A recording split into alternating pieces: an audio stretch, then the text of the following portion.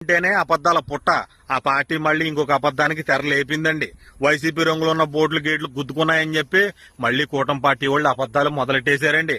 గేట్లు గుద్దుకున్న బోట్ల మీదే కదా మీ కూటమి పార్టీ అధికారంలోకి వచ్చిందని తెలుగుదేశం, బీజేపీ, జనసేన జెండాలు ఆ బోట్లు కట్టి ఆ బోట్ల మీద మీ కూటమి పార్టీ నాయకులే కదా సంబరాలు చేసుకున్నది.